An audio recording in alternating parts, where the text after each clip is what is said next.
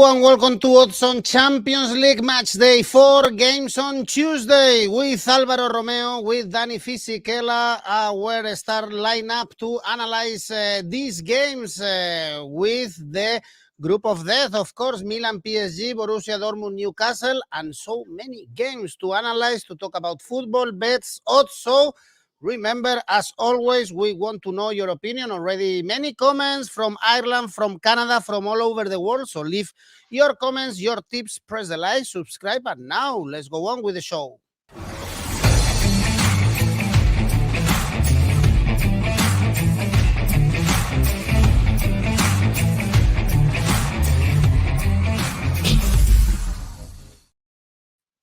Well, some good games, some very tough games to predict, in my opinion. First one is a very interesting game, Atletico de Madrid, Celtic. I think Atletico de Madrid supporters are already nervous about this game because this one is key in this group. We have Feyenoord topping with 6 points and Atletico 5, but they've been far from perfect in this Champions League. We saw a very good game in Celtic Park. Atletico could have lost that game, and they have the ghost of the past where they couldn't qualify for the next round. In the build-up also to this game, Alvaro, they lost in Las Palmas on Friday when they could have been top of La Liga, but they missed. And I think there is a lot of pressure on the shoulders of the players for this very, very big game. Atletico de Madrid are taking this game very seriously. Yes, it is a must win for Atletico, not to bring back some nightmares from the past. And the past is basically 12 months ago when they couldn't negotiate the group stage and they couldn't even qualify for the Europa League. Atletico has 5 points out of 9, which is okay. Celtic has 1 point, so Atletico obviously is the favorite. Maybe not as favorite as the odds say, but definitely the favorite. One thing that strikes me about Atletico de Madrid is the fact that if you ask anybody, what is it, Atletico, a defensive or an offensive side? Most of us, we will say a defensive side. But then the numbers in the Champions League don't say that. Atletico has conceded 5 goals. Only 2 teams that are in the top 2 of the respective groups have conceded more goals, one of them being Bayern and the other one being Galatasaray. Atletico is in the top 2 of their group, having conceded 5. It's a lot of goals. Some quick team news. I mean, De Paul is suspended for the game. Rodrigo De Paul. I don't think that this is a massive thing for Atletico. They can still play without him. But Atletico needs to make sure that they do the job this time, because otherwise they're going to find it very difficult in the second part of the competition. The good thing for Atletico is that now the second half of the competition brings the opportunity to play at home twice for them. And this can be key for Atletico. Let's don't forget that they beat Feyenoord at home 3-2, also with many problems. When it comes to Celtic, also defensively, they are not great. They have conceded 6 in the Champions League. In the weekend, they won, but I always say the same thing. I don't think that we should take a lot of conclusions from the Scottish League into the Champions League. I think that the more significant injury for them is Reo Hatate, a player that picked his injury against Atletico. He shouldn't be back for this game. But I think that Atletico has to be the favorite. Atletico is the favorite, and I think that they will win. Difficult to find good odds, so my risky bet will be a half-time, full-time market, home and home for Atletico de Madrid. Atletico winning the first half and keeping the win in the second half. Otherwise, maybe Atletico to win and over 2.5 goals in the game, 183, taking into consideration that these two sides are scoring but also are conceding many. Those will be my bets, but this is the kind of game in which I recommend, as I did in the Manchester United Copenhagen, in-game betting. I think that many things can happen in the second half, so keep an eye into that. Well, Atletico, they are so strong at the Metropolitano, especially in La Liga. In the Champions League, they won, but suffer a lot in the game they had against Feyenoord, Dani, and Celtic. They are usually so poor when they travel. They are, and Celtic no wins in 13 Champions League games, only 1 clean sheet in the last 34. That tells you really the struggles of the Scottish side, who, by the way, are playing good football, and I think this is a spillover from Postecoglou. They got a good system. They got good players. They seem to recruit well. Luis Palma scored against Atletico, almost had a goal against Lazio, scored the weekend from Honduras. Celtic are clever in the recruitment, and we saw it with Kyogo, with Atate, with other players that they got recently. But in the Champions League, it's tough for them. They lost 5 of the last 6 away games. Celtic, they are unbeaten in 6, we said, and Atletico at home, they are a force, at least this season. They are unbeaten at home this season, already beat Real Madrid there 3-1, sorry. They beat Feyenoord as well. And they only lost 1 game, the game at Las Palmas, in the last 10. Perhaps they didn't deserve to lose that one. There were a couple of mistakes from Oblak, maybe at least in the first goal. In the last minute, Morata hitting the bar, probably a draw would have been a fairer result. I see Atletico winning this one and securing qualification. I'm going to go for a nation handicap minus 1.25 for Atletico Madrid, which pays 172.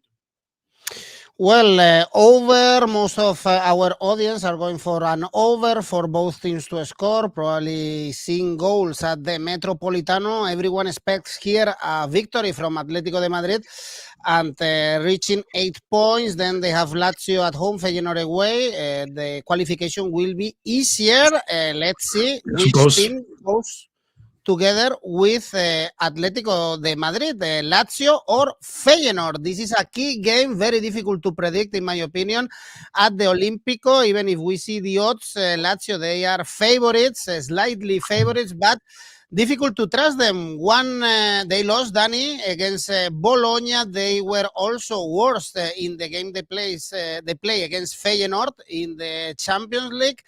Whereas Feyenoord, they won at the weekend. They are strong in the Champions League. Even they gave a headache to Atletico de Madrid. Perhaps we see a surprise here and Feyenoord taking points from Rome. Lazio is struggling at the side in the top 4 of Italian football that is struggling the most, alongside with Milan. But Lazio really seem to have difficulties at creating good scoring chances, and yet they are not very solid at the back. Against Bologna, they puffed, they created half chances in the end, but they were undone by a quick counter by Bologna, and it happened far too many times. They are only the 9th attack of Serie A so far, Lazio. Romelu Lukaku in all competition has scored the same goals as them, and by the way, on Sunday there is the derby. Only 3 clean sheets kept in 14 games. It's not all down to not having Milinkovic-Savic there, but probably they underestimated missing the Serb, because he was so important in both phases, defensively and offensively, very physical. Sometimes when Lazio were in trouble, they were just throwing the ball long to him into the area. He was solving so many issues, and maybe they underestimated, but it cannot be just down to that. Perhaps, Daniele, and they overestimated Guendouzi as well. I mean, I don't know what the hell is Guendouzi doing playing elite football. Seriously. Well, he's a player that never has the ball under control. If you look at him, he never has the ball under control. He's always chasing his own miscontrolling.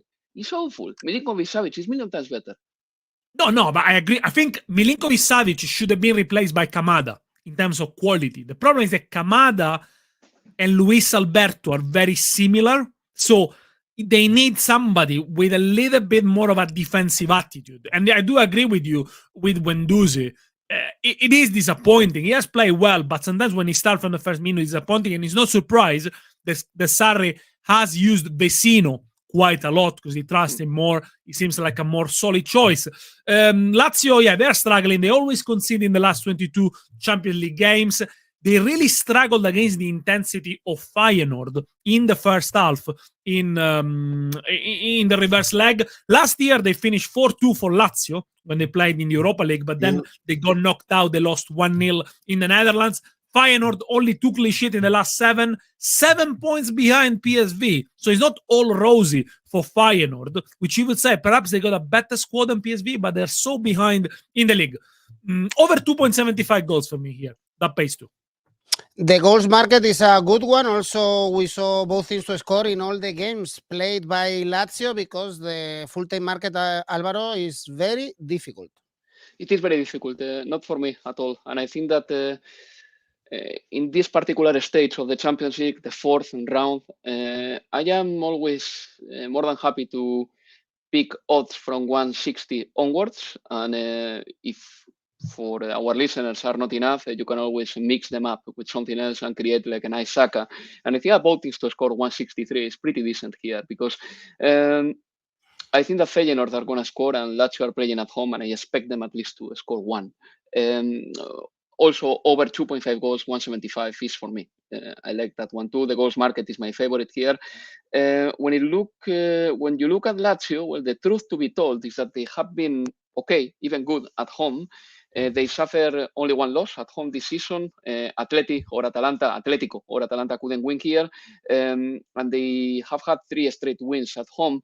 The problem with Lazio, Daniele has pointed at the defensive issues. Daniele is Italian, I am Spanish. I'm always looking at the offense more than the defense, maybe. I said they struggle to create chances, though. Huh? True. 9 attackers, yeah, that's a thing. Look, but if you look at them, 4 goals in the Champions League, it's okay. But only 2 outfield players have scored for them. Because Provedel, the goalkeeper, was one of the scorers, but there are only 2 outfield scorers in the Champions League have been Pedro and Vecino. And, I think that they don't have many players who can score. And Immobile, for example, in the Champions League, he's been always a player that hasn't replicated his domestic numbers in the Serie A in the Champions League. When it comes to Feyenoord, yes, in the league they are third. They fought very well against Atletico de Madrid at Civitas Metropolitano, losing 3-2 in there, scoring 2 goals against Atletico away from home. And the reason why I go to the goals market is because Feyenoord has been scoring many goals, 13 games in a row scoring now, 7 goals in the Champions League in 3 games, without Santiago Giménez in the first 2 games. That's quite impressive. It's not bad for a team that hasn't played in the Champions League for 6 years, up till September this year. And also, I think Lazio will have to be tasty on the ball, because Feyenoord in the Champions League is the team with most balls recovered. They hit the counterattacks very well. I think that this can be a feisty thing. So over 2.5 goals, 175, both teams to score 163. I want to highlight also Feyenoord Asian Handicap 0. I think it's a good one, 2.0. Lazio so far in this Champions League, they've been poor. They drew in the very last minute against Atletico Madrid. They won in Glasgow also in the very last minute. They deserve to lose in Rotterdam. So Sarri's men, they are not delivering in the Champions League. And Feyenoord, they've been very competitive, probably even deserving much more against Atletico de Madrid away. So here we can see a surprise. Let's jump into the group of death, group F, and first game to analyze here is Dortmund Newcastle. So difficult this one to pick a winner.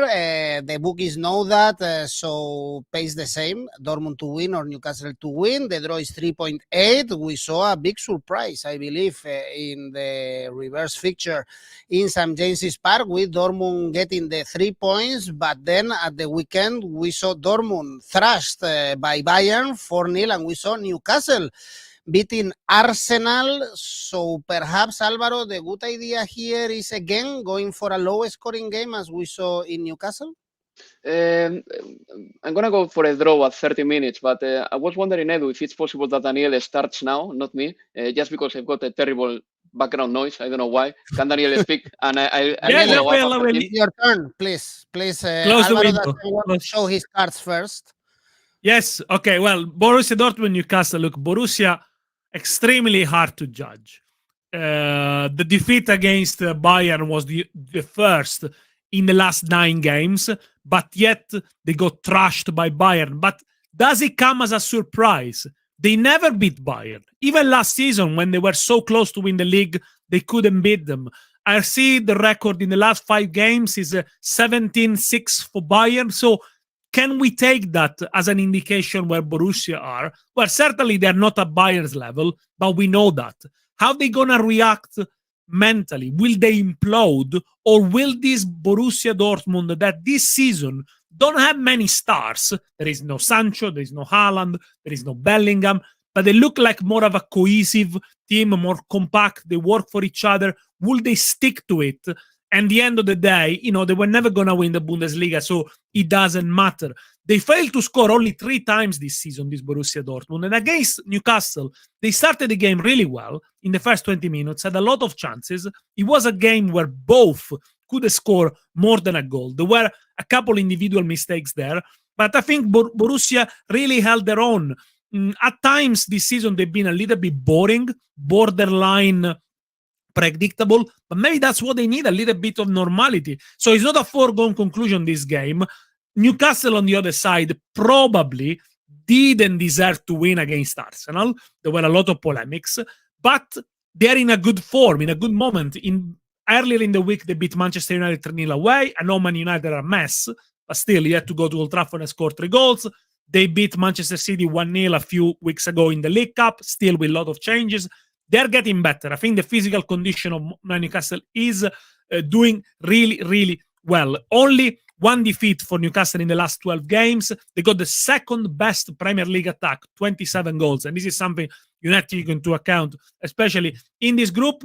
However, the last time they played away in the Champions League, which was that 0-0 against Milan, they conceded 25 shots. Maybe they were a little bit shaky because it was the first game in the Champions League after so many years. They weren't really impressive. Let's see how they do now at the Westfalen. For me, is a very interesting odds is Newcastle Asian Handicap 0, which pays 2. If they win, you win. If they draw, no worries, you get your money back. For Dani's putting his trust on Newcastle. I think you can also put your trust on Dortmund and the home form also in Europe. Alvaro, what is your opinion on this game? Well, my opinion is that still everything is at stake in this group. Dortmund is very much alive thanks to their win on St. James's Park. Then Newcastle are alive as well and kicking thanks to their victory over PSG. But also both sides have had nights to forget about. Not necessarily for Newcastle the night at Milan, even though that night Milan deserved much better. Look, let's begin by the home side. Dortmund, I will never trust them on a big European night against top European opposition like Real Madrid, Manchester City, and Bayern. But Newcastle, is not big European opposition. That said, we got a hint of what Dortmund are last Saturday after, having a really good domestic form in 2023. They play against Bayern and they lose 4-0 at home. And, this is the story of Dortmund, really. When the big moment comes and when the titles are at stake, they haven't been able to deliver for many years now. Then when it comes to Newcastle, number one, they rely on their energy a lot. They are a humble side, in my opinion, even though they are very rich. I think that the attitude of the players is a very humble one. Everyone rolls their sleeves. And, let's not forget that there is a parallel universe in which Murphy, Longstaff, Sarr, Willock, or Almiron are trying to avoid relegation to the Championship or trying to promote to the Premier League with Norwich City or with any other side. Those players could be easily relegation material or promotion material, really. But Eddie Howe has done a terrific job. And this is the best asset that Newcastle United has, because most of their players have excelled their career expectations by playing in the Champions League. I don't forget, for example, the smile of Murphy, almost in tears, when he was at San Siro listening to the Champions League anthem. For these guys, playing in the Champions League is a gift. But let's don't lose perspective. Murphy, Longstaff, Sarr, Willock, Almiron, these players 2 years ago, they weren't that good.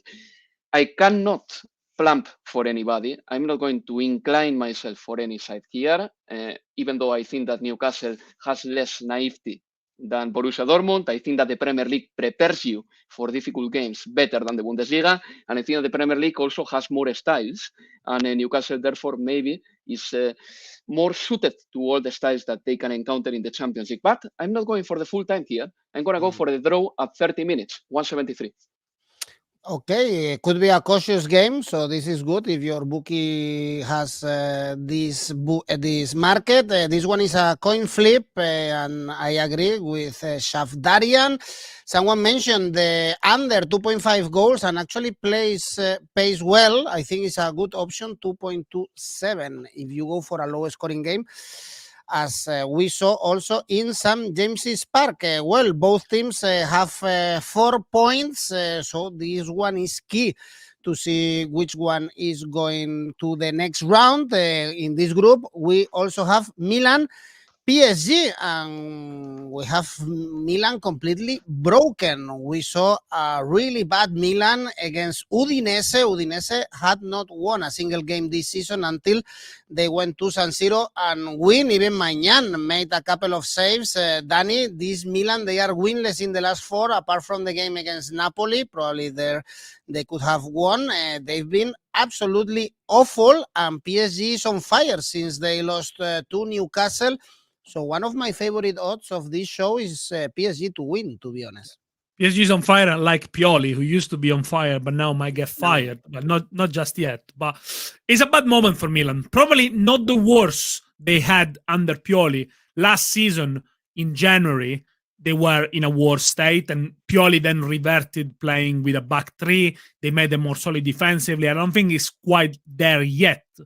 But there is a question now on the quality of the new signings of Milan. Milan have sold Tonali, allegedly losing a little bit of defensive protection to bring 6 players. And of 6 players, the only ones who have left a mark so far have been Pulisic, Loftus-Cheek, who's been injured and now is back, Reinders, just at the beginning of the season. It seems that the opponents have found him out and he has got troubles running backwards towards his goal. But then the other signings, from Jovic to Okafor to Chukwueze, who's injured, they pretty much have left no mark really in Milan season.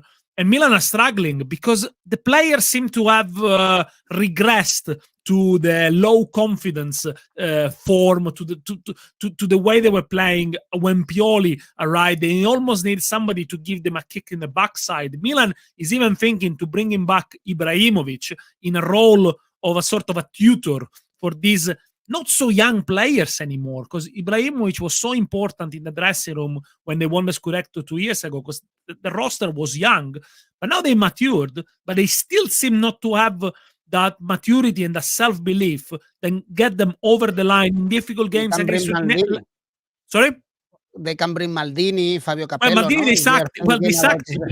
they sacked him and Massara in the summer. The new proprietor decided it was no longer for them. So it is a difficult time. But to lose against Udinese at home, you really need to try really hard, because Udinese, they were in a poor state. But yet Milan managed to lose, but they didn't even create that much in the second half. Leao, once again, it's very individualistic. It's a bit irritating. And yes, you need something else there up front. They lost back-to-back games without scoring in Serie A for the first time since 2012, because they lost 1-0 to Juventus. No wins and no clean sheet in the last 4. They got a few injuries in defense. Chiara and Kalulu might be out. So it's again Cho and Tomori, who had a torrid time against PSG. Cho was booked after 4 minutes. Tomori, couldn't control Mbappé. And PSG are in a good form, 5 consecutive wins. Mbappé scored his 46th goal in 64 games in the Champions League against Milan. 20% of them, they come in the first minute. So you could go for Mbappé to be the first goal scorer, but PSG to score first. That's my one. 183. Probably high scoring game, but I don't give Milan many chances. And Ivan is telling us an important point, I think, because Alain Valnegri was always trusting about this Luis Enrique with PSG. He needed time, but Luis Enrique made a weird thing against Newcastle, and PSG lost, and they were thrashed since then. They've been winning. They've been doing better, Alvaro, and unless Luis Enrique has an attack of coach, as we call it, on paper, PSG should win this one, and the odds are very good. Well, but we saw this weekend, again, that PSG played against Montpellier, or started against Montpellier with only 2 midfielders, with a 4-2-2-2 formation. And then he corrected that in the second half, and he ended up playing with 4 midfielders, with the likes of Carlos Soler, Fabian Ruiz, Vitinha, and Ugarte. So I also believe that Luis Enrique is still looking for his best formation. And it would be a big mistake to play without midfielders against Milan. Not because Milan right now wins the midfield battle with ease, because they got many players in the sidelines and the majority of them are midfielders. But I think that Paris Saint-Germain should definitely protect their team better. Ugarte and Zaire Emery have to be on the pitch. And in my opinion, someone else. I don't know who should be the third midfielder of the team. I like Fabian Ruiz. I think that Carlos Soler has dimmed down a lot since he left Valencia. And who knows, maybe Vitinha. But, that's something that Luis Enrique is working on, that's for sure. But I like the odds for PSG. Look, I'm going to back them in two different ways with various degrees of handicaps. My favorite is the Asian handicap minus 0.25 for PSG, limiting a little bit the risk if you like. If they draw, you suffer, have a lose with an Asian handicap minus 0.25. If they win, you win. Otherwise, an Asian handicap plus 0.25 gives you more assurances. It pays 1.5. If they draw, you get half a win. If they win, you win. It is a must win for Milan. They've got many injuries. They lost to Udinese. I don't know how Milan deals with having ahead of them a must win game. I don't think that this is a team that grabs you from the scruff of the neck, but at the same time, they did it against Newcastle United in a very nice way. I think that they played a very good game against them. Hopefully, they will be able to replicate this kind of football against PSG, but it won't be easy because they've got a lot of injuries in the creative department. And, I think that Paris Saint-Germain in the counter-attack can destroy them. So also, Mbappé to score can be interesting. Definitely, it pays in the region of 2. But yeah, I think that I back PSG with an Asian handicap minus 0.25. He's not scoring a lot lately, so perhaps he's waiting to a big scenario like San Siro to score goals and could be a good option to raise your bet in this game. 6 points for PSG, 2 points for Milan. So if the Rossoneri lose, they are practically out of this Champions League. Next group, Man City. Young Boys is the next game. Here, I think we have to go very quickly because it's impossible to find good odds or some value in this game unless you are brave enough to go for Young Boys, which is very difficult. Alvaro, Man City to win is only 1.1. They smashed Bournemouth. Is always a thing that we take in consideration when we want to bet on Man City, how seriously they are going to take the game, if they are going to keep pushing and score plenty of goals, or they score 2 and they are going to start thinking in the next game.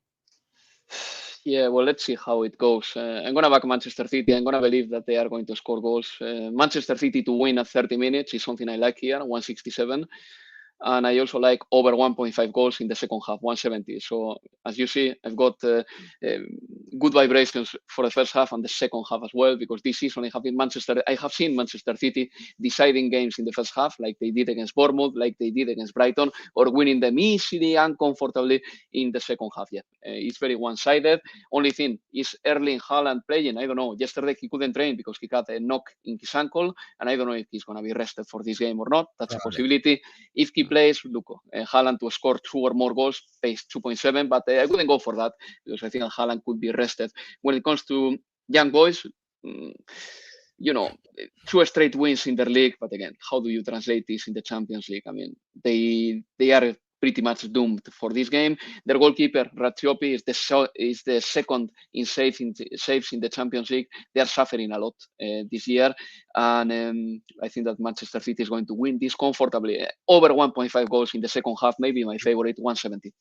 Yeah, it's a risk going, as someone suggested, Dani, for a clean sheet for Man City because Young Boys, they are scoring in this Champions League, and we saw it against Red Star, how they can relax. No, Man City can relax, and perhaps Young Boys can sneak a goal. So the Asian handicap, half-time, full-time for Man City are good options, for instance. Yeah, score 4 goals, Young Boys in the Champions League. They never won away, though, in this competition.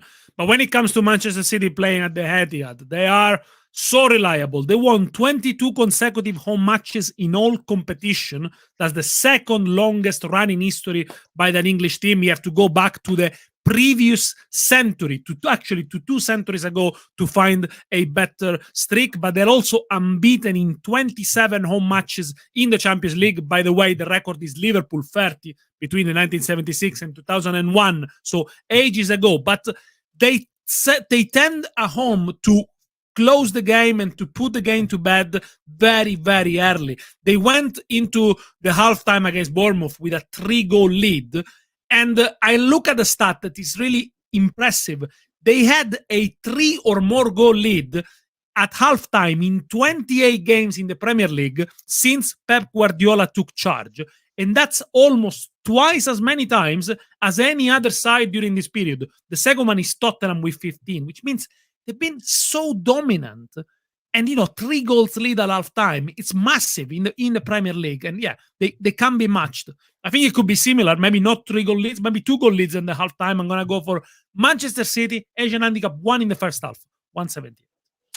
Okay, very difficult to find good odds. Mahmoud is going for City halftime and full time. I think this is a kind of safe bet, to be honest, for this game. That's a good one. And the other game in this group is Red Star Leipzig. Perhaps this is a good one if you go for a surprise in this match day. Leipzig really favorites, odds are 1.6, but they had a terrible week. They lost to Mainz in the Bundesliga. They are also out of the cup. It's not easy to go to Belgrade. Dani, a surprise here is well paid. So if someone is brave enough, perhaps you could go for Red Star double chance or something like this for a surprise. It's very bad weekend, surprisingly, because I think if there is one team in the Bundesliga that could challenge Bayern Munich, that's Leipzig. Since they got Marco Rose last year, they really, really improved. But yeah, 2 bad defeats without scoring.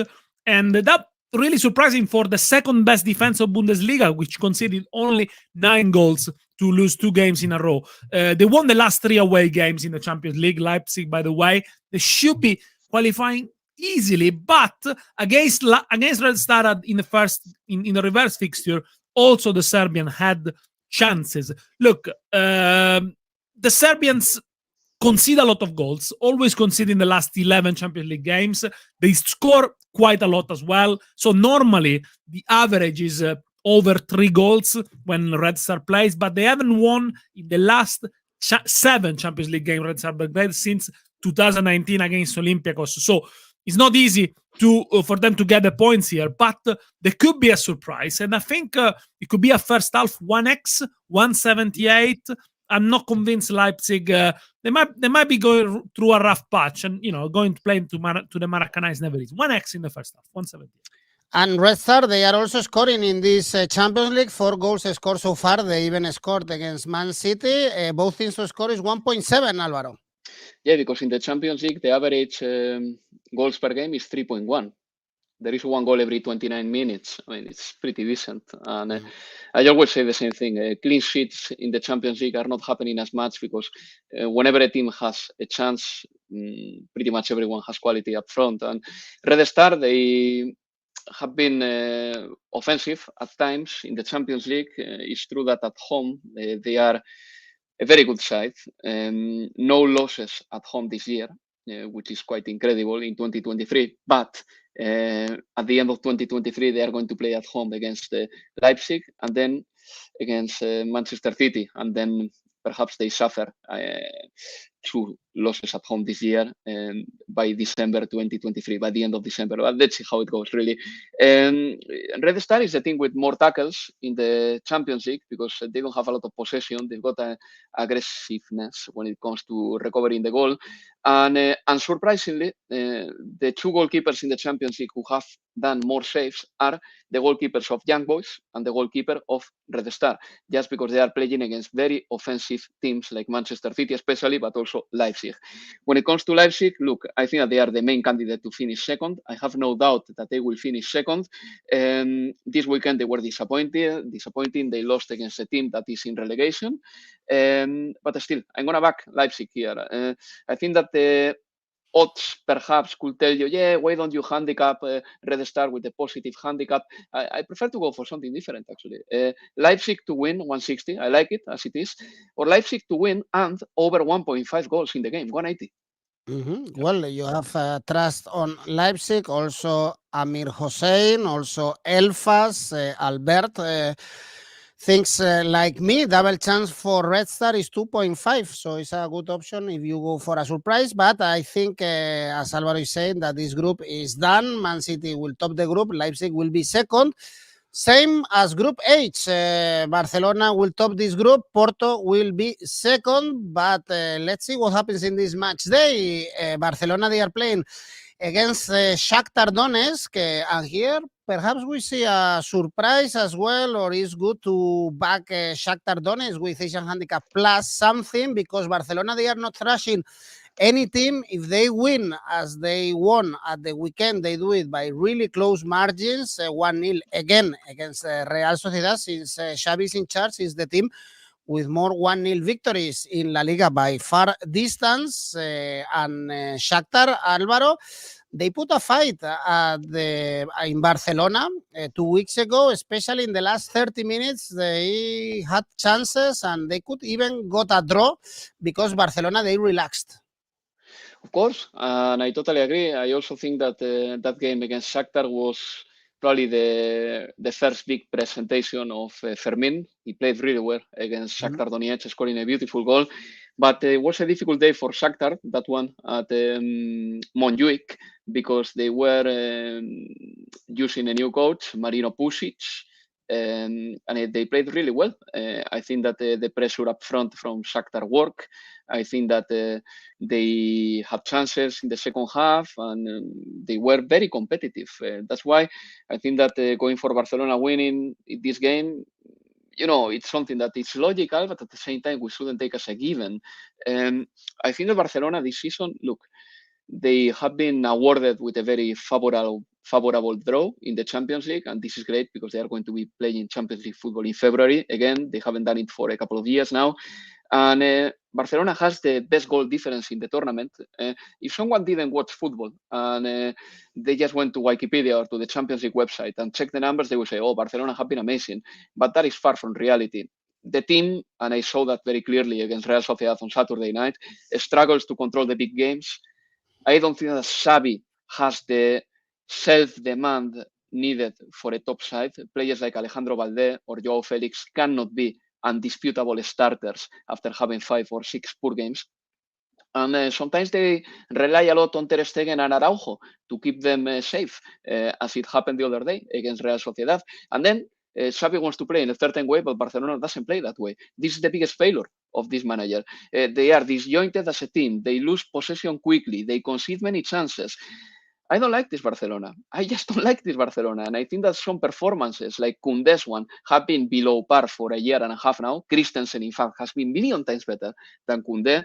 Alejandro Balde's form has been very poor lately. I think Marcos Alonso should deserve at least a chance to play sometime and give a little bit of a rest to Alejandro Balde.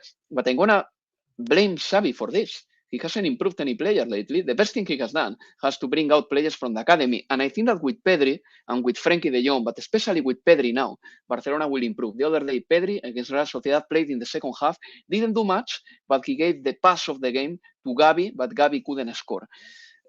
Look, for this game, I'm going to go for the following. I'm going to back Barcelona because in the Champions League, they are playing with no pressure. They've got already 9 points. Barcelona to win the second half, 160. But Barcelona is still work in progress. Let's don't forget that.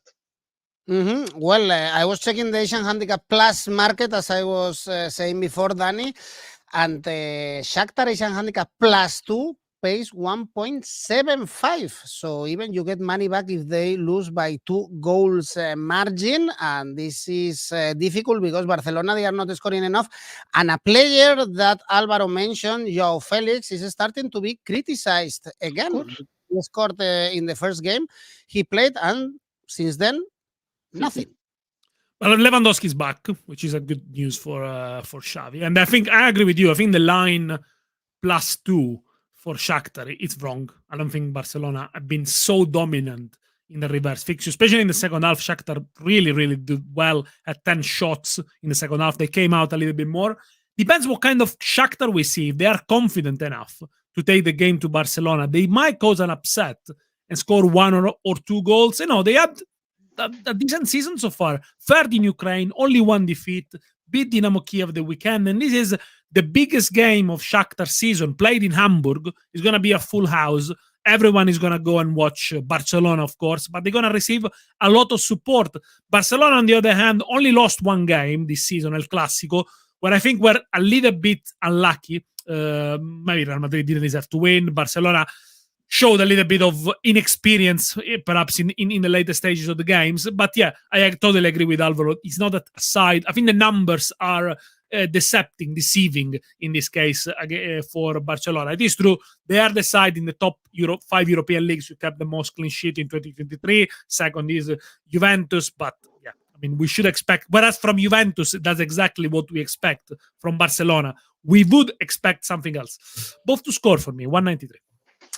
Well, Albert sees a surprise here from Shakhtar. Elfas sees 2-0 for Barcelona as well. And Amir Hossein doesn't trust Barca with these odds. I don't blame you.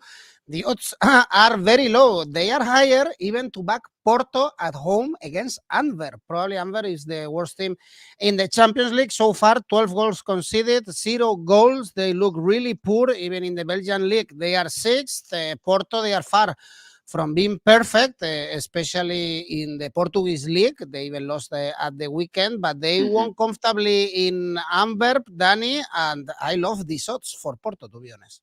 I mean, as a safe bet or in an ACCA.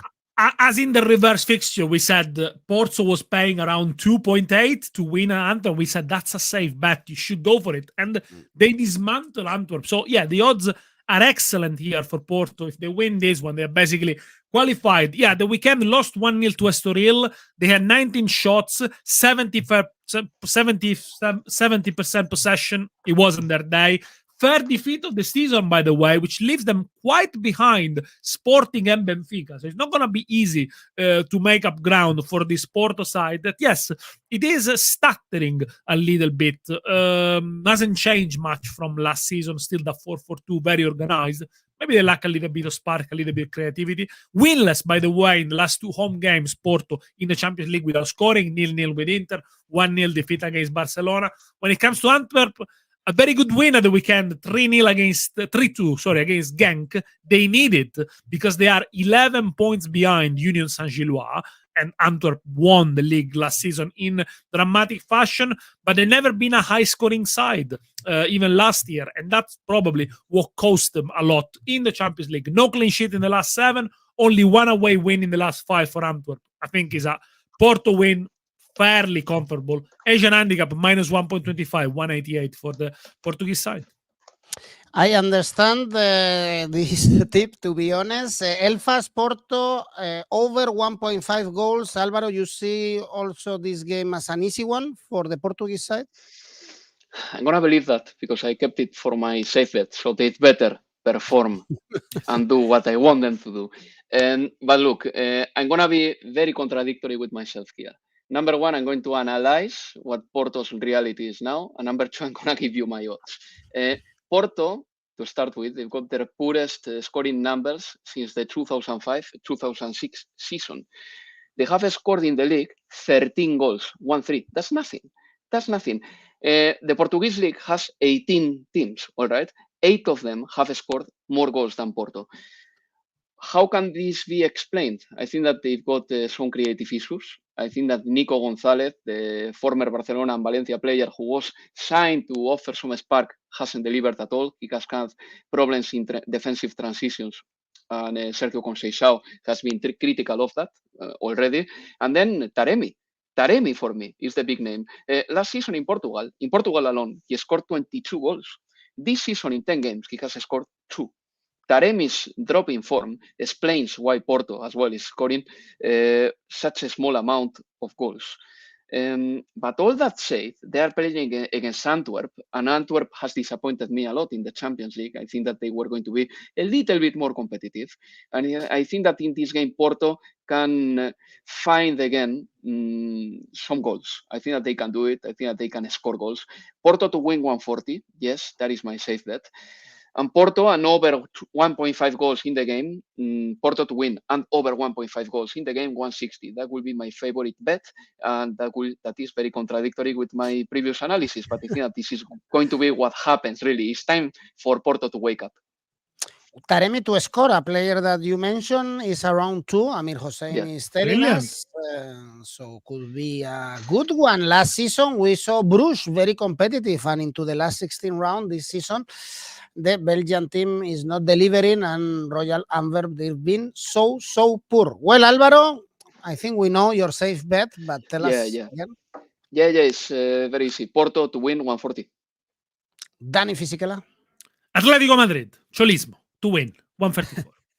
Cholismo renew his contract, so we are going to have Cholismo forever. Rightly so, I would say. 2027. Of course, he is putting Atletico de Madrid every single year in the Champions League. That's the goal. So he's doing what he's paying for. Good news for Atletico de Madrid supporters. Dani, Yoraka? Newcastle Asian handicap plus 0.25, Atletico Madrid Asian handicap -1, Porto to win, and Red Star Belgrade Leipzig over 2.5 goals. The odds 6. High odds. Take good notes of this, ACCA, because in the last Champions League games, we got ACCA's correct, so you could have made money if you go for Alvaro's or Dani's ACCA. Alvaro's, yours? Yeah, mine one is way more conservative. Manchester City Young Boys over 1.5 goals in the second half. Porto to win, Atletico to win. Altogether 316. Cholismo in this show. Of course, we have Inter fan Dani Fisichella. He has to like Cholo Simeone, and Alvaro Romeo, very conservative, always with the ACCAs, but delivering greens. So also it's in the Cholismo philosophy. Thank you, Alvaro. Thank you, Dani. Tomorrow we have another live video with the Wednesday games for the Champions League. So do not miss out this other video. Bye-bye, guys. Pleasure. Bye-bye.